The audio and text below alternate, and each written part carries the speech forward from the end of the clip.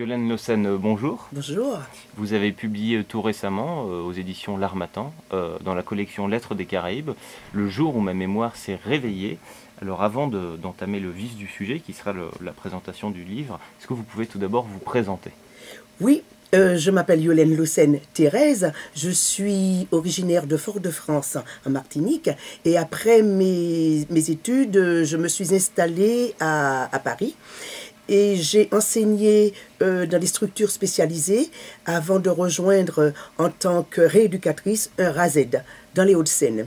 Parallèlement, je me suis occupée des difficultés d'adaptation que pouvaient rencontrer bon nombre d'enfants arrivant des départements d'outre-mer en les aidant après l'école ou le mercredi. Tout cela bénévolement, bien sûr. De toute façon, l'épanouissement des enfants a toujours été ma priorité. Alors, de quoi parle votre livre? C'est l'histoire de Margot. Margot a été violée par son père à l'âge de 11 ans. La douleur a été si violente qu'elle a oublié. C'est le déni ou l'amnésie traumatique. Mais au bout de quelques années, à la suite d'une rencontre, la soupape a sauté. La révélation a été violente et Margot s'est retrouvée confrontée à elle-même, au présent de cet inceste et submergée par la honte, la culpabilité, la loi du silence. Comment faire pour se relever de cela? Comment se reconstruire? Comment régler ses comptes avec le passé? C'est toute la thématique développée dans ce livre. Alors, pourquoi avoir choisi ce thème justement? Eh bien, j'ai choisi ce thème parce que, en général, l'épanouissement des enfants est ma priorité.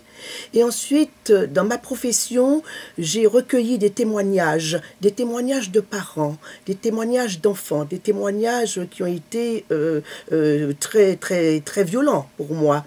Et ça m'a montré que l'inceste, c'est un meurtre sans cadavre, parce que la vie de l'enfant est saccagée. Les conséquences sont énormes sur son développement psychologique, sur son comportement scolaire. Et aussi, je voulais montrer que l'inceste se retrouve dans tous les milieux. C'est un thème universel qui concerne tous les parents. Alors, comment qualifierez-vous ce roman qui est à mi-chemin entre l'essai et justement le roman, l'histoire? Eh bien, je dirais que c'est un roman poignant, parce que le sujet est difficile. On y trouve des scènes bouleversantes, mais aussi des scènes de tendresse, des scènes de forte émotion.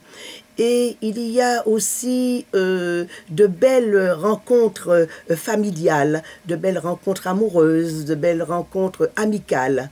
Je dirais que c'est un roman qui donne de l'espoir, parce que je montre qu'après une telle tragédie, l'inceste, on peut se reconstruire, on peut rebondir et on peut arriver à la résilience par la libération de la parole.